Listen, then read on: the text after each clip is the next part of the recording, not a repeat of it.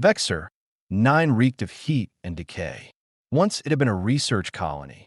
Now it was a scarred husk orbiting a red giant star bloated past its prime. A city that had long since stopped pretending to care whether its residents lived or died. Gravity hummed unevenly through its skeletal levels, patched together with forgotten alloys and desperation. The deeper one descended into the trade wards.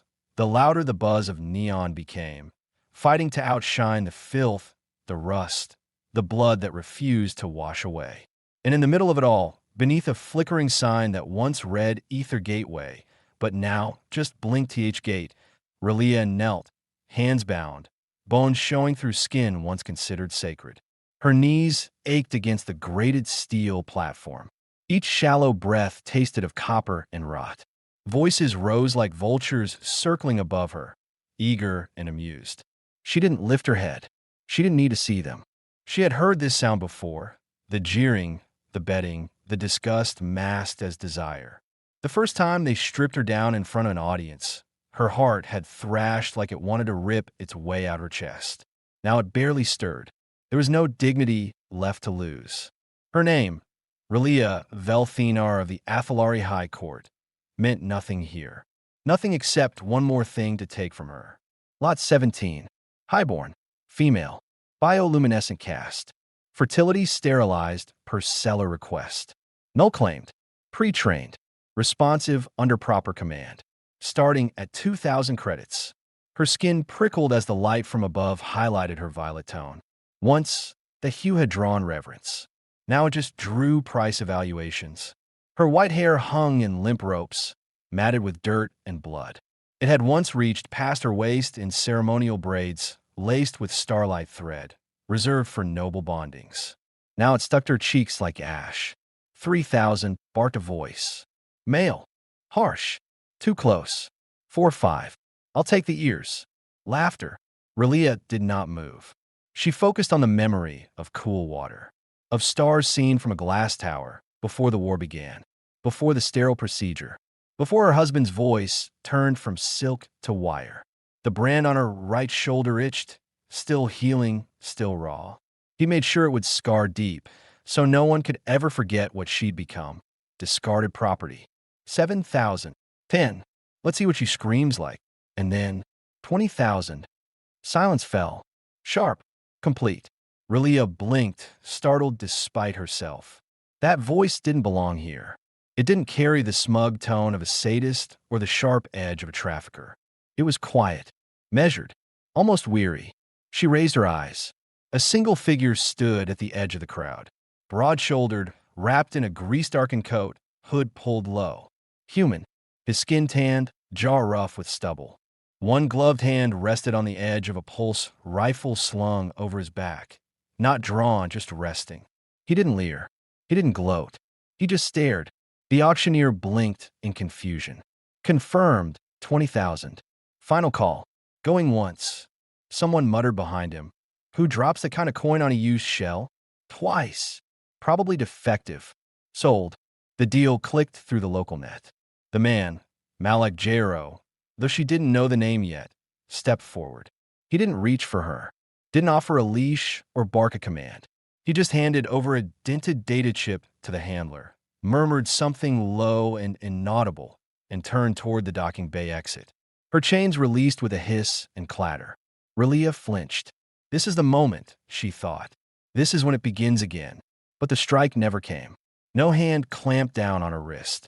No electroprod to force her to follow. Just a glance over his shoulder. Brief. Not impatient. Not cruel. But not kind, either. He walked. And, God's help her, she followed. Because what else was there? The corridors twisted like intestines, walls pulsing with advertisement light and muffled screams. Children with hollow eyes watched them pass, too hungry to beg. Half-machine beggars whispered blessings in dead languages. A woman with mirrored skin sold artificial wounds from a crate made of bone. Vexor, 9 didn't pretend to be anything but what it was, a carcass picked clean daily. And through it all, Malek Jero didn't flinch. He moved with the confidence of someone who knew the way out. Relia watched him from 3 steps back, analyzing every movement. His coat was patched in at least 6 places. A faded insignia peeked out from one of the seams. 3 concentric stars surrounding a broken blade. It meant nothing to her, but it would later. They reached a rusted docking corridor. His ship was older than he was, freighter class, outer rim specs. Mismatched hull plating. One engine slightly off balance, still vibrating from the cooling process. The name stenciled above the loading ramp read Alethea. She'd never heard of it, and yet something about the name gave her pause.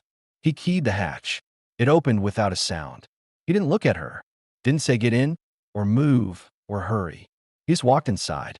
She stood on the threshold, heart hammering. Was this another trick?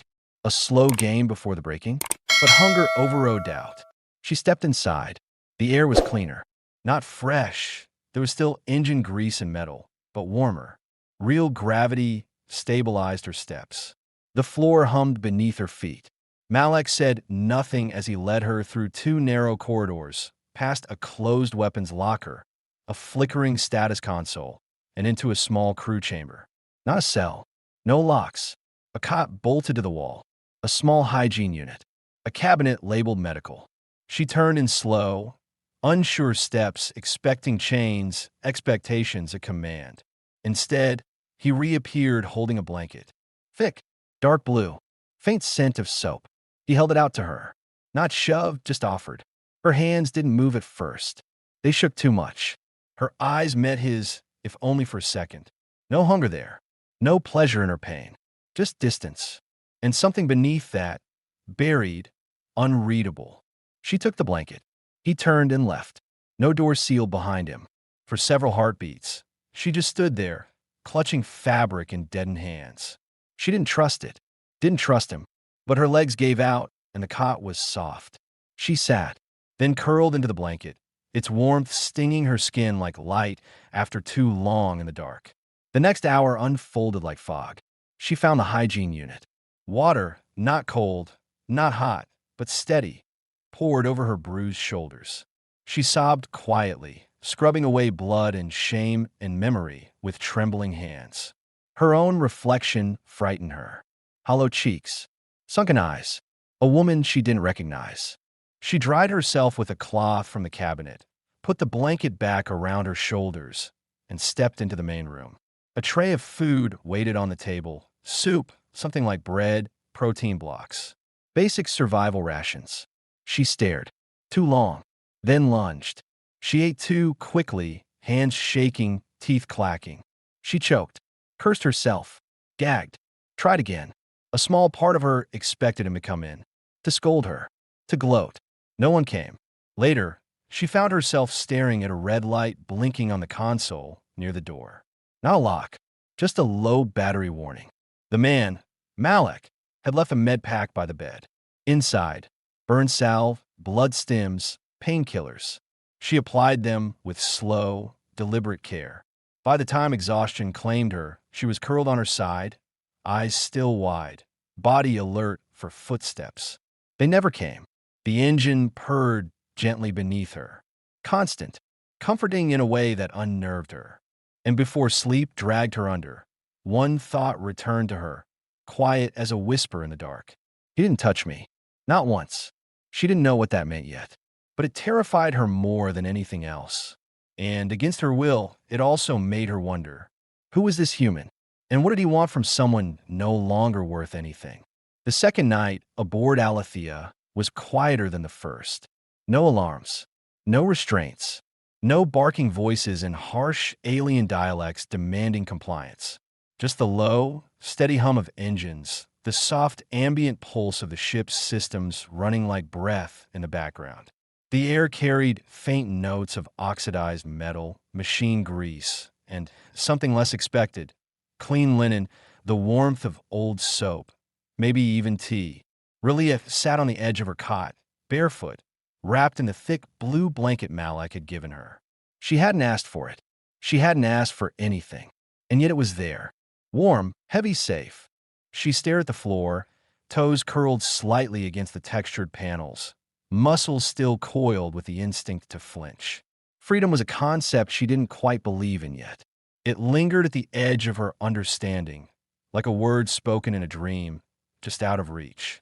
Her body still braced with every distant noise. Her pulse still spiked when doors hissed open, even softly. Even here. And yet, nothing had happened. No one had touched her.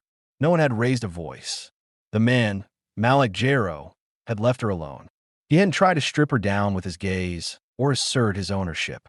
He hadn't even lingered long enough to make her wonder what he was waiting for. Instead, he'd offered her warmth, food, space, which, in her experience, could only mean one thing. It was a trick, and yet she hadn't left. She could have. There were airlocks and emergency pods, corridors he hadn't locked. She had noticed, counted them. She could have run, could have vanished, but still she stayed. Because something about this silence, the way it didn't demand anything from her, felt more unsettling than threatening. She stood slowly, stretching limbs that ached from disuse and hunger. Her body was bruised in places she hadn't looked at yet. Her ribs still bore the purple-yellow stains of confinement. Her collarbone itched where the brand had been applied and partially healed. She touched the scar reflexively, then dropped her hand. No, she wouldn't think about that now. She needed water, and maybe, against her better judgment, conversation.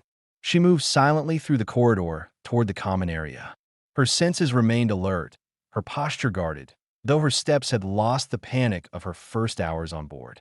Alethea was an older freighter, utilitarian in design, but well-maintained.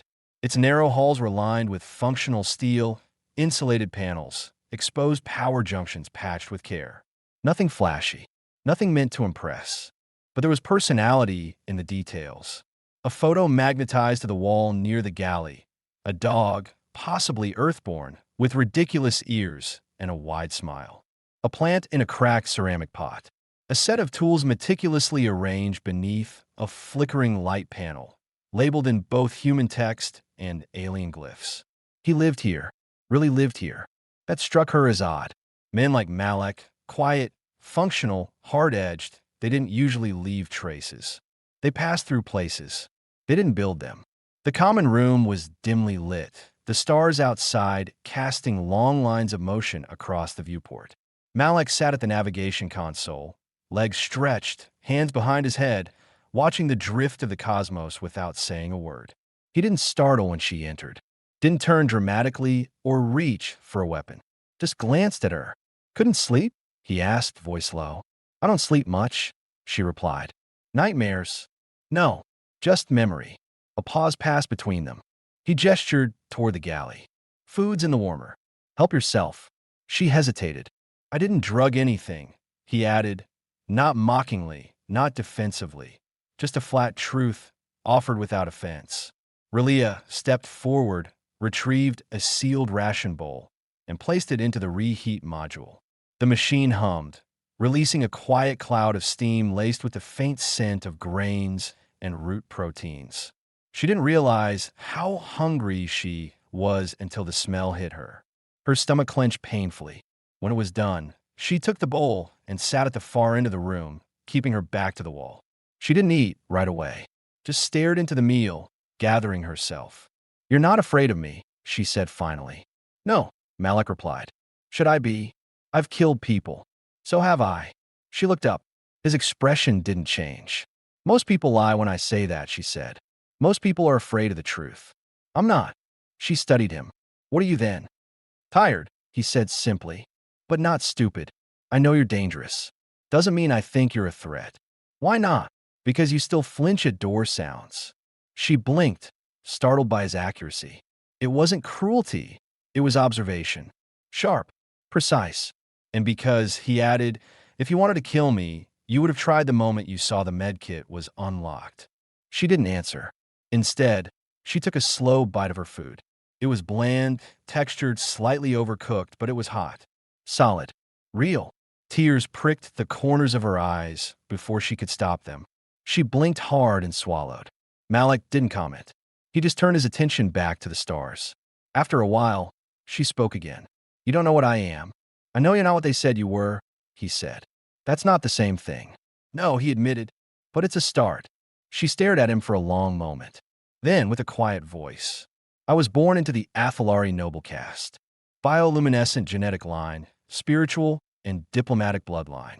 I was trained to negotiate peace treaties before I was 13. At 17, I was bonded to a Derek's heir to strengthen a political accord between our systems. And then, I failed him. Or he failed you. She looked away. He wanted legacy. I couldn't give it. So he took everything else. Silence again. Do you miss it? Malik asked. The legacy? No. The power. The position. Being someone important. Relia thought for a long time. No, she said at last. But I miss being believed. That landed between them with more weight than either expected. When she stood, he didn't follow. Didn't press her with more questions. But as she turned to leave, his voice came softly behind her. Relia. She stopped. I don't care who you were before, he said. You're here now, and you're safe. That's what matters. Her throat tightened, and as she returned to her room, for the first time in years, her heart didn't race at every noise. She slept, not easily, but deeply, and in her dreams, no one touched her without permission. And for the first time, she woke up wanting to stay. The silence aboard Alethea was the kind that could either soothe a person or suffocate them. To Relia, it did both. She stood alone in her small quarters, one hand resting on the curved wall of the ship. The metal felt cold beneath her fingertips, pulsing faintly with life as the freighter drifted through deep space. It reminded her of something, of long halls and polished stone, the hum of power in ancient walls back home. Only this wasn't home, and nothing about her life was ancient anymore. It was all new, raw, unsteady. She wasn't sure yet if she hated that. She'd slept again. That made 2 nights in a row, and that was a problem. Or maybe it was progress. Her instincts were still undecided. In a mirror, she barely recognized herself. Her skin, violet with soft undertones of silver, was no longer dull with grime, though the burn mark on her shoulders still throbbed. Her long white hair, now brushed and loosely tied, cascaded down her back in a way that used to carry weight in her culture. Now, it just felt like a memory she didn't know what to do with. She touched the scar above her collarbone where the sterilization had been done, silent, clinical, final. That was the moment she stopped being useful. The moment her husband had discarded her like malfunctioning tech. She forced her hand down. No, not now. Not again. She stepped out of her quarters and made her way toward the main deck. The corridors of Alethea had started to feel familiar. The soft hiss of pressure valves, the low whir of old stabilizers, the rhythmic clatter of something loose in the ceiling panel that no one had bothered to fix. It wasn't elegant. It wasn't luxurious. But it was honest. She found Malak seated in the pilot's chair, one foot propped up, chewing on something unappetizing looking from a silver pouch. The dim lights of the cockpit panels lit his face in flickers. One eye narrowed slightly in thought, the other catching occasional flashes of starlight from the viewport. He glanced back when he heard her steps, but didn't stand. You're up, he said, voice gravelly from sleep or silence. Didn't hear you get up. I didn't make noise, she said, more automatic than rude. His mouth curved slightly. Not quite a smile. Something smaller. Fair enough. She approached slowly, wrapping the blanket tighter around herself, even though the temperature was stable. It was more habit than comfort now. You always eat things that smell like old boot leather? She asked, wrinkling her nose. Malak looked down at the pouch and shrugged. Tastes better than it smells. Mostly. Want some? She shook her head. I'd rather chew the blanket. He chuckled softly and folded the pouch closed, tossing it into a bin by the console. Suit yourself. The galley's stocked with rations. Actual food, if you feel brave. She perched on a ledge beside the secondary NAV console, careful to avoid the exposed wiring. They sat in silence for a while. Not uncomfortable, but not quite companionable either. Like two strangers on opposite sides of a deep, cracked bridge, staring at the same river. I keep expecting you to ask questions, she said finally. About what? Me. What I did. What I was. What I'm not anymore. Malak leaned forward, elbows on his knees, eyes scanning the data feed, scrolling along the monitor. You'll tell me when you want to, he said. That's simple. He glanced sideways at her. Do you want me to demand it? No, a pause. But most people do. I'm not most people. She nodded slowly. You're not. More silence. Outside the viewport, the edge of a debris cloud shimmered. Icy fragments of a dead satellite field, caught in slow-motion orbit around a collapsed planet. Light scattered through the crystals like shards of broken glass suspended in water. Relia found herself staring. It's beautiful, she said softly. Only from a distance, he replied. Get too close, and it'll shred you open. Her eyes flicked toward him. Is that a metaphor? He shrugged. Maybe. She sat with that for a moment, then asked, Where are we going? Fuel station on the edge of the Uralian drift. I need to resupply. You're welcome to stay on board or walk. The way he said it was so casual, it took her a moment to realize it wasn't a threat. It was a genuine offer. No leash, she murmured. Never planned on one. She looked at him again, more carefully this time.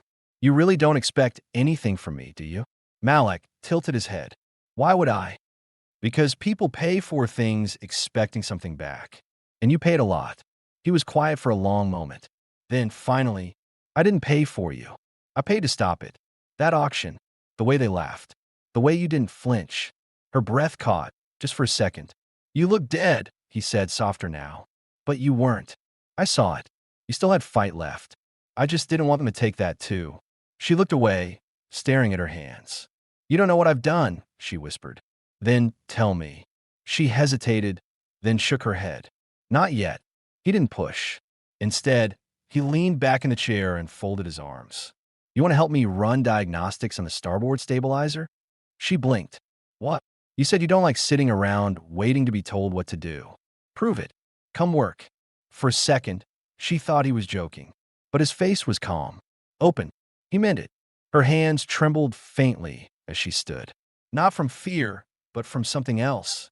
Something like purpose. She nodded once and followed him down the corridor toward the maintenance shaft. They worked side by side in near silence, save for the clink of tools and the hum of core power vibrating through the walls. He showed her the wiring interface, handed her a scanner, didn't correct her once. Even when she fumbled, he waited. You're good at this, he said eventually. I used to be better, she replied. You will be. That stopped her. Not just the words, but the way he said them. Without expectation, without pity. He wasn't trying to fix her. He was just giving her the space to rebuild. Later, they sat in the galley again, both sipping from steaming cups of something earthy and sharp. Her muscles ached in a way she hadn't felt in years. Not from abuse or trauma, but from use. She didn't speak, not right away. But when she did, it was quiet. Careful. My name is Relia Velthinar, of the Athalari caste. Malik didn't react, didn't flinch. She continued. I was bonded to a political heir, trained as an envoy, groomed for legacy, but I wouldn't give him children. Not after the sterilization. Why sterilize? He asked gently. To punish. To prove ownership. I said no once. Just once. And he made sure I could never say it again. She looked down at her cup. I thought I'd die on that platform. I was ready to, but you ruined that plan. Malek leaned back, letting her words hang in the air. Good, he said simply. She stared at him. And then, for the first time since she'd boarded the ship, she smiled. It was small, barely there, but it was real. And when she finally slept that night, she didn't dream of chains. She dreamed of circuits and stars, and a man who handed her tools instead of commands. The stars outside the viewport seemed quieter than usual. They moved like slow-burning ghosts across the dark, drifting past Aletheus' reinforced hull as if reluctant to look inside. Inside, the hum of the engines faded beneath the crackle of soft music, a song Malek played sometimes, just old enough to be forgotten by most of the galaxy. Relia didn't understand the language, but the melody carried something tender, something tired.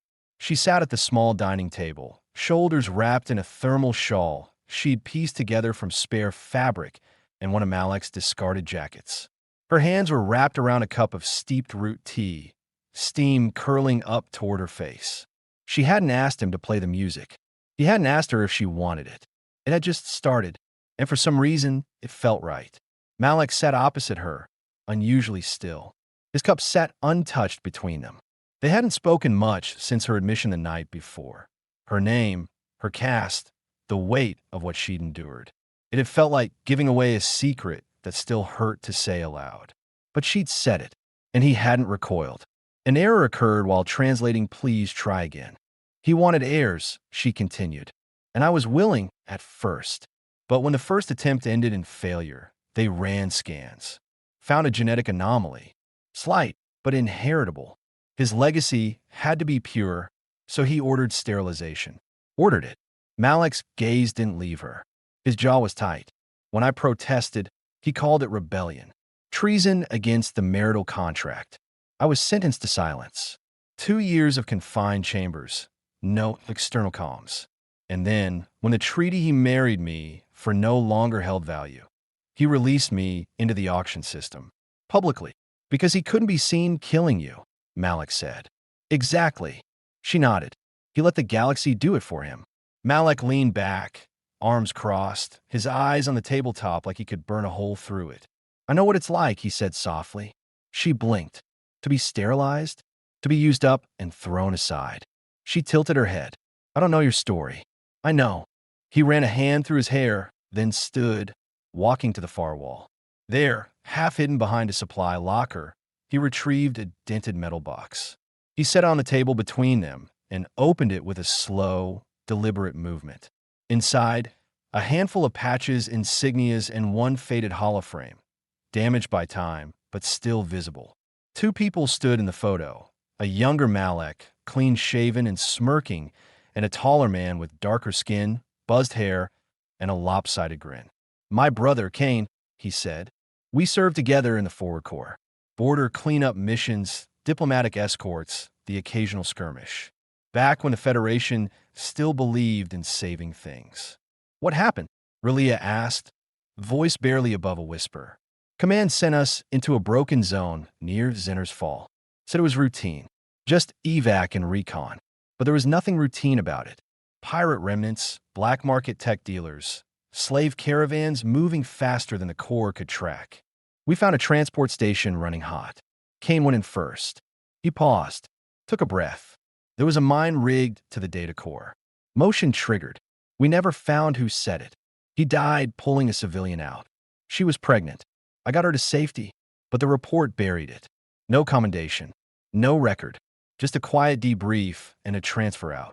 Relia's eyes burned. They said I should be proud. That one life saved was worth it. But they left his body behind. Called it a necessary omission. She didn't speak. There was nothing to say. I left after that, he went on. Bought Alethea for half her asking price and ran cargo to places no one else wanted to go. Figured if the system was broken, I'd work around it. And maybe help someone just once who shouldn't have been thrown away.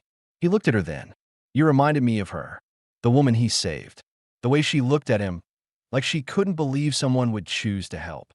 Relia's throat tightened. He sounded like he was worth saving. He was. A long silence passed between them. Not awkward, just waited. Then she reached out and, slowly, carefully, placed her hand over his. It wasn't a declaration, not a promise, just acknowledgement. I'm sorry, she said. He didn't pull away. They sat like that for a moment longer, hands linked lightly between steaming cups and silent stories. Then Malik gently closed the box and stood. Dock's coming up in 20 hours, he said. Fuel, supplies, minor repairs. You can come ashore or stay. Your choice. She nodded. I'll think about it. As he walked out, Relia sat back, listening to the fading echo of his boots on the metal floor. Her heart ached, not just from pain, but from recognition. 2 people, different worlds, same burn marks beneath the skin. That night, she dreamed of stars. Not the cold, distant kind, but ones lit by memory, sharp with clarity and grief. And in the center of them stood a man with blood on his hands and no expectations in his voice. A man who had chosen to save her, not because she was his, but because she had been no one's for far too long. The lights inside Alethea dimmed as the ship adjusted its energy output, rerouting reserve power to the stealth dampeners. Malik stood at the helm, silent, his fingers moving across the console with mechanical precision. Beside him, Relia sat cross-legged in the co-pilot's chair, a thin thread of concentration drawn tight across her brow. They were approaching Vorn Station, not a place one went for rest. Not unless they had nowhere else to go. Officially, Vorn Station didn't exist. It was nothing more than a collapsed mining facility orbiting the fractured remains of the third moon of Hestari Prime. Unofficially, it was a haven for the unwanted, the exiled, the dangerous, and those who dealt in information the rest of the galaxy pretended didn't exist. Last chance to change your mind, Malak said, his voice low. I'm not turning back, Relia replied. Her voice had changed these last few days, stronger, more deliberate.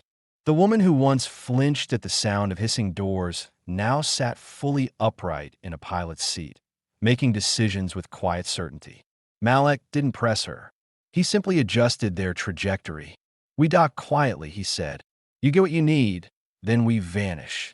She nodded, her fingers tightening around the strip of cloth wrapped around her wrist. Once part of the robe she had worn at her wedding ceremony, now repurposed into something resembling armor.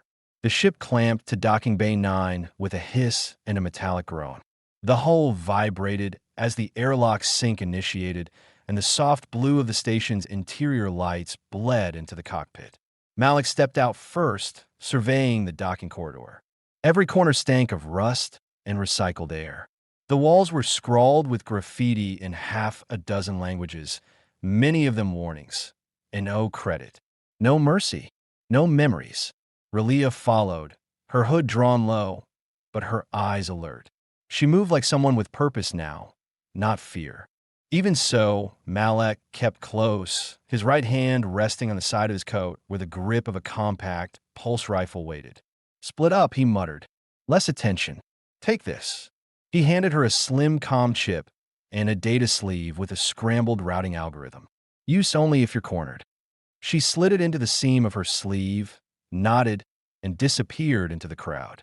The interior of Vorn was chaos filtered through structure. Markets overlapped with refugee camps. Engineers traded black market augmentations beside priests reciting broken codes. Every corridor buzzed with desperation. Relia kept her head down, weaving through bodies, tracking pulses of familiarity, vestiges of her people's once proud technology embedded into the architecture here and there. Shattered fragments of a past long buried. She reached the uplink hub, a rusted console surrounded by chain-link fencing and half-shuttered vendor stalls. The screen flickered as she tapped the surface. Access denied. Restricted channel. She adjusted the interface manually, bypassing the standard input. She didn't have much time. Her fingers flew across the screen. Derek's holdings, encrypted trace active. She inhaled sharply. They had been here. Recently. She tried another line of query. Her own name, encoded the way her people had once registered their caste. Relivavathari Fifth Flame. The screen pulsed. A line of data unraveled. Coordinates. The location of the Eclipsed archive. She froze. It was real. She had always believed it was. But now there it was in raw numbers hidden behind 7 layers of security code. If Derek's got to it first, the galaxy wouldn't bend, it would break. And she had just exposed herself. The screen buzzed. Static warped the display. Warning, trace detected. Remote access activated. Her blood ran cold. She spun around and locked eyes with a figure standing just across the corridor. Not security. Not Derek's enforcement. Worse. A man in a charcoal gray coat, hands folded behind his back, flanked by 2 bodyguards in armored vests. His face was smooth, unwrinkled, untouched by hardship. But his smile was razor-thin and entirely humorless. A pleasure, he said, stepping forward. Lady Vel Thenar, you're a difficult woman to track. Relia's spine straightened. Her voice, when it came, was sharp. Aldrex. You remember. I wondered if the trauma had erased me. You're Derex's mouthpiece, she said. His errand boy. His strategic envoy, Aldrex corrected. Titles are everything in this galaxy, aren't they? You've made a mistake coming here, she said. No, you made the mistake. That terminal, He gestured with a flick of his fingers, was monitored. Your query gave us exactly what we needed. She didn't hesitate. She bolted. The corridor erupted. Vendors screamed and scattered as the two guards surged forward. Relia ducked, spun, and dashed down a side passage. Behind her, bootsteps thundered. She tapped her sleeve once. Across the station, Malik's comm buzzed. She's compromised, came her voice. Meet at fallback point Bravo. Malik was already moving. He ducked through back alleys and power conduits, cutting corners like a man who had memorized escape routes long before needing them. He reached the fallback point, an old maintenance shaft, seconds before Relia slammed into him.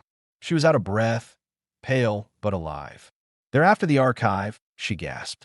"I found it, Malik. The location. It's real." He pulled her behind a blast door. "We'll talk later." Behind them, Aldrex's men appeared, weapons raised. Malik didn't flinch. He threw a flare charge behind him. The tunnel lit up. Smoke filled the air. He grabbed Relia's hand and pulled her into a side chute. The floor vanished beneath them as they slid down a series of emergency shafts, gravity shifting with every twist. They landed hard, stumbled to their feet, and kept running. Don't stop. That had been a rule for years. For her. For him. For everyone caught between past and survival. But this time was different. They reached Alethea just as security protocols kicked in. Malik slammed the lock shut. The ship lifted from the dock in seconds, engines roaring. Inside the cockpit, Relia collapsed in her seat, lungs burning. "They know," she said. "They know everything." Malik looked at her. "Then we beat them to it," he said. She blinked. He was calm, focused, already planning the jump. She reached out, grabbing his arm. "You don't have to keep doing this for me." "I'm not," he replied. "I'm doing it with you." Her breath hitched. No one had ever said that to her before. Not for her. With her, it meant everything. She nodded slowly.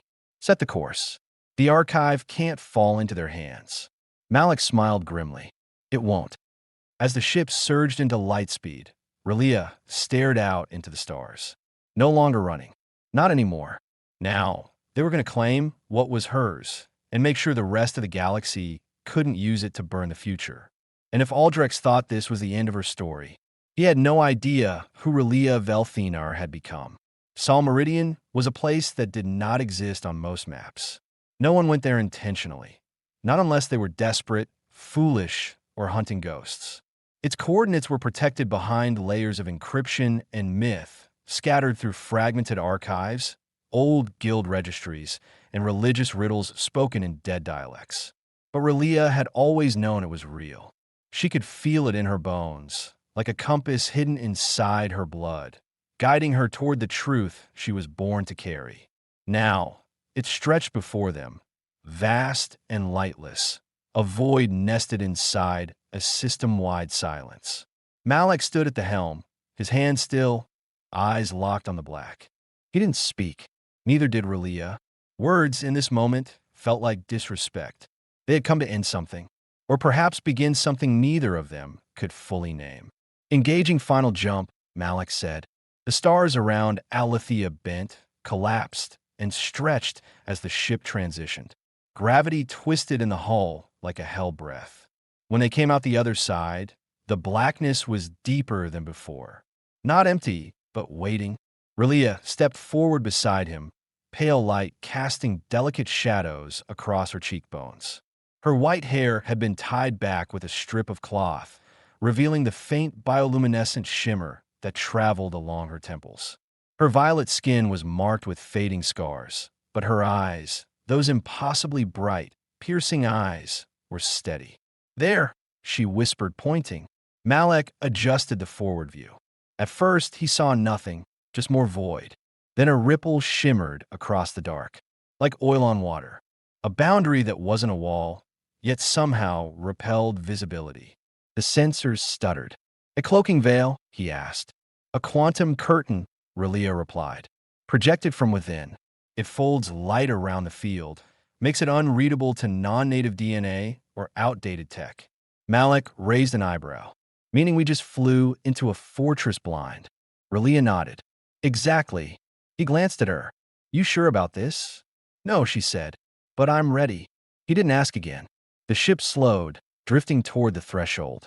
As they crossed the veil, the hull vibrated, once like a deep bell chime from inside the bones of the ship. Then silence, and then light. It hit like dawn breaking over a planet that had never seen a sun. Before them stretched an impossible expanse, a floating garden beneath a dome of living starlight. Trees that shimmered like data pulses. Structures suspended in midair, silver and glass and shadow, connected by archways of pure energy. Holographic bridges formed as they stepped forward, unfolding beneath their feet with each step. Rivers of information flowed beneath translucent ground, shifting like the nervous system of a great mind. The eclipsed archive, Relia said, breath catching in her throat. Malik said nothing. He didn't have the words. They walked together toward the center, where a structure like a cathedral of light waited, framed by curved monoliths inscribed with unreadable code. At its heart stood a platform, hovering slightly off the ground, and on it, a pillar of light. A voice spoke, not from any direction, but from within the air itself. Relia Vel Thenar, last of the Athalari-blooded diplomatic class. Identity confirmed. Sequence complete. Malek stiffened slightly, his hand twitching near his sidearm. But Relia didn't move. Her gaze remained forward. Final encryption required. Memory echo. Relia took a breath. I'm ready. Malek stepped forward. Wait, what does that mean? She turned to him slowly. It means I must give the archive something no one else can. A memory embedded into my DNA sequence. A piece of my identity. A living key. Once I surrender it, I'll forget it. Forever. Malik stared at her, voice low. What memory? She hesitated. My mother's voice. The words hung in the stillness like a funeral bell. She died when I was young, she said, her voice tightening. Before the marriage. Before everything. I barely remember her face. But I remember her songs. Old ones. Ritual hymns from before the Republic. She used to sing to me at night. When I couldn't sleep. When I cried. Her voice was the only thing that ever made me feel safe. I've carried it inside me for so long that I didn't even know it was the final cipher. Malik's voice dropped. You don't have to do this. Yes, I do. Relia. She died trying to keep me from becoming someone else's tool. If I don't finish this, everything she gave me dies with me. He clenched his fists. So let me help. Let me carry it with you. Let me remember it for you. Her eyes softened. For the first time, she reached out and took his hand. You already do, she said. Every time you look at me like I matter. Every time you treat me like I'm not broken. He looked away. You're not broken. She stepped forward onto the platform. The archive's light surged upward, engulfing her in a beam of pure white. Her body floated an inch off the ground, her hair rising like seaweed in a current. Lines of energy traced her skin, mapping her identity. The glow intensified. Malik stepped back, shielding his eyes. Relia let out a soft gasp, almost a sob, but didn't scream. Then, silence. The light vanished. She dropped gently back onto the platform, knees buckling slightly. Malek rushed forward, catching her before she hit the ground. Her breath came in short bursts. Her eyes were dazed. It's done, she whispered. It took it. The voice returned, now softer, almost reverent. Key received. Archive sealed. Location access now protected under ancestral authority. Unauthorized access protocols engaged. Final data vaults are now locked. No further entry possible. You are free. Malek helped her to her feet. What does it mean? No one can open it now, she said. Not without Athalari blood. And there's no one left. Not even me. She looked hollow for a moment. Grief, pure and clean, passed through her like a wave. But beneath it, relief. She leaned into Malik's chest and exhaled. For once, there was no pain in the act of closeness. No reflex to shrink away. Just the stillness of being held by someone who had never once demanded it. They returned to Alathea in silence. The ship launched without resistance. The archive faded into the background, like a dream that knew it had been completed. Back in the cockpit, Relia sat beside him, her face unreadable. I don't remember the song, she said. I do, Malik replied. She turned to him, startled. What? You hummed it. Once. In your sleep. It was soft. High. Like wind across glass. She swallowed hard. It was beautiful, he said. Like you. Tears welled in her eyes, but didn't fall. She reached across the space between them, fingers brushing his hand, not seeking comfort this time, but offering it. Thank you, she said. For what? For letting me be more than what I've lost. He laced their fingers together. You were always more. Outside, the stars stretched onward. This time, they weren't running. They weren't hiding. They had made a choice, and it had changed the galaxy, even if no one else ever knew. Relia closed her eyes and smiled. Not because she was free, but because she had finally chosen what to be free for. The descent into Sol Meridian's gravity well was smooth, but the silence aboard Alethea felt heavy. Malik's hands moved across the controls with practiced ease, but his eyes flicked toward Relia more than once. She hadn't spoken much since they left Vorn Station, since the chase, the data breach, the confirmation that the archive was real, and worse, vulnerable. Now, they were headed straight toward it, into the center of something ancient and sacred. Relia hadn't slept. She hadn't eaten much either, but she hadn't flinched when he set the course. She had nodded once and said, "Let's end it." That was the thing about her. Even broken, even hunted, she moved with a kind of quiet authority. Not loud, not proud, but earned. Malik had seen plenty of soldiers who fought like machines and plenty of leaders who barked orders from behind reinforced walls. But Relia, she had power, and she carried it like a wound. And right now, she was sitting beside him, staring at the view. Below them, the archive shimmered, a construct of starlight and memory. It hovered in a fold of reality, cloaked from the outside galaxy. Transparent towers spiraled upward, suspended without support, flickering with ethereal pulses of light. Beneath them stretched glowing fields, almost organic, flowing like rivers of pure code. The air shimmered. The very space around it bent like light refracted through ancient glass. Malik exhaled slowly. So, this is it. Relia nodded. This is where it ends. And begins. They landed gently, the ship stabilizing on a floating platform that unfurled beneath them like a petal in bloom. Relia stood first. She had braided her hair again, simple, functional, with a strip of dark fabric tying it off at the base. Her violet skin glowed faintly under the archive's light, the bioluminescent strands along her temples pulsing as they responded to the structure's hum. She looked like something sacred, like history.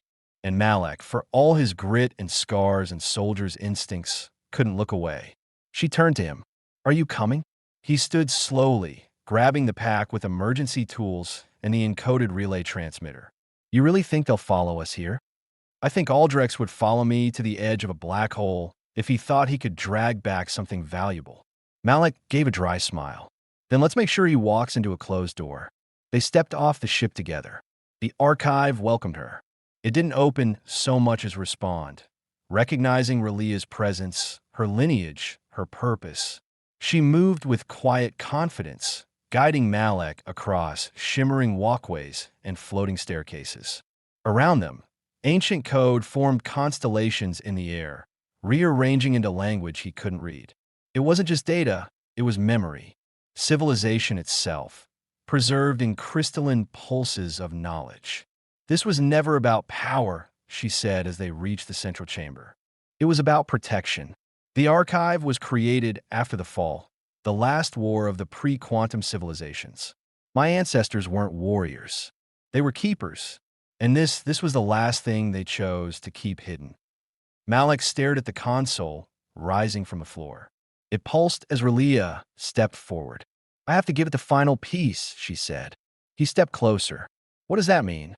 My last anchor, a living key bound to memory. When I give it, it's gone. Malik's throat tightened. You already gave it something once. Don't. I want to. She interrupted gently. Because this time it's my choice. She turned to him. I've spent my whole life being used, owned, told who I had to be. This is mine, and no one can take it. He didn't try to stop her again. Instead, he reached out and took her hand.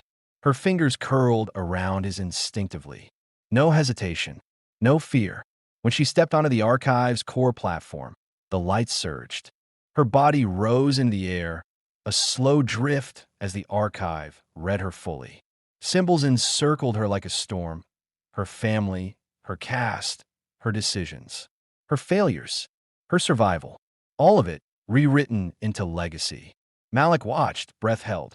Then the light dimmed. She landed on her feet, swaying. He caught her before she could fall. "It's done," she whispered. A voice rang out, gentle but absolute. Eclipsed archive locked. No further access. All data buried. Genetic tether removed. Last of the bloodline discharged. Malik tightened his arms around her. "What does that mean?" She exhaled shakily. "It means I'm no longer the key. I'm just me." She looked up at him then, and something cracked open in her expression. Something soft, fragile, real. "I don't remember her voice," she said, a tear slipping down her cheek. "My mother, the song she used to sing. It's gone." Malik cupped her face gently. "You gave it to protect everything," he said. "But I'll remember you. Always. No matter what." His thumb brushed her cheek, and she leaned forward. The kiss wasn't dramatic. It wasn't desperate. It was quiet, unspoken, earned. She kissed him like someone who had waited a lifetime to be touched without being owned. Like someone learning how to want again, not from survival, but from choice. He responded in kind, carefully, with reverence, like she might break, but more than that, like she deserved to be cherished. When they pulled apart, she didn't look away. "I don't know what comes next," she said. Malik smiled, forehead resting against hers. "Then we find out. Together." They stood there for a while, hands intertwined, the archive pulsing quietly around them, content now, as if it understood that the legacy it had protected for millennia was in good hands. Later, as Alethea lifted from the platform, Relia looked down one final time. The archive faded into the black, sealed behind her. No longer her burden, not her prison, just her past. She turned to Malik, who was already watching her. "I want to build something," she said softly. "Something that's mine. Ours." He nodded. "You already are." And for the first time since her world had shattered, she believed him. The sun on Kalis 12 rose, slow and golden, filtering through the high cloud banks like a silk curtain pulled across a sleeping face. Alethea rested on the outskirts of a quiet frontier town, nestled between terraced hills and wind-powered energy farms. No alarms, no lockdowns, no trace signals humming in the distance. Just wind chimes, alien bird song, and the soft hiss of morning steam from the nearby geothermal vents. It had been 94 days since the archive was sealed, since the hunt ended, since Relia had finally stopped running. The cabin was small, repurposed from a storage pod Malik had reinforced and outfitted himself, but it felt more permanent than anything she'd ever lived in. Vines are beginning to creep along the outer rails. Inside, the floor was clean, the air smelled faintly of dried herbs, and someone, Malik, had left fresh fruit and black CAF on the table beside a half-disassembled radio unit. Relia stood barefoot in the doorway, sunlight spilling across her face and shoulders. Her hair was longer now, looser. She didn't keep it tied back as much. The scars along her collarbone had faded, her skin a deep lilac in the golden hour. She wore a simple wrap tunic and loose pants, both of which she'd chosen herself. There was no symbol on them, no sigil, just fabric, comfort. She closed her eyes and breathed. A full breath, deep, without fear. From behind, a familiar presence moved.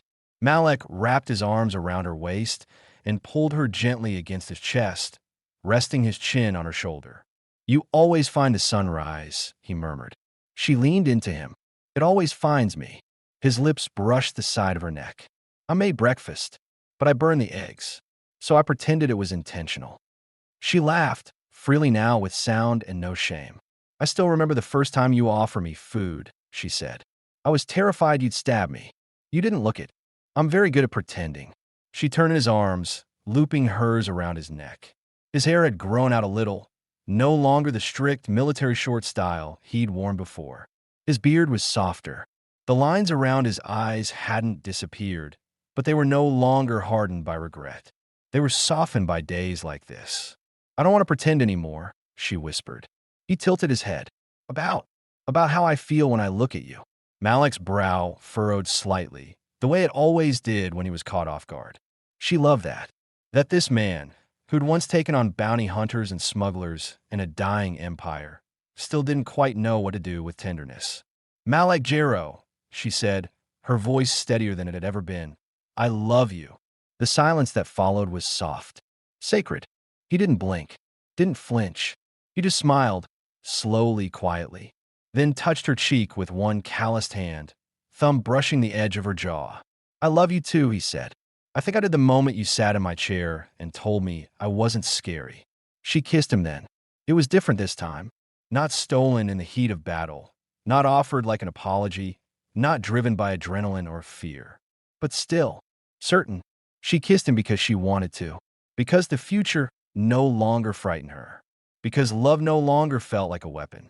It felt like gravity, quiet, constant, always there. They stayed like that for a long time, wrapped in each other, while the sunlight warmed the deck beneath their feet and the planet turned slowly beneath them. Later that day, they planted fruit vines behind the cabin. Relia laughed when Malek tripped over a root and landed in the soil. He threw a handful of dirt at her. She hit him with the watering hose. And that night, lying together in their cot beneath a sky full of stars neither of them had to run from, she whispered again, I love you. Malek pulled her close, kissed the inside of her wrist, and replied like it was the easiest truth in the universe. And I'll love you tomorrow, too. The past was behind them. The archive was sealed. The galaxy would spin on. But for now, here, on a world with no war and no chains, Relia and Malek had found what so few ever did. A life. And in that life, each other.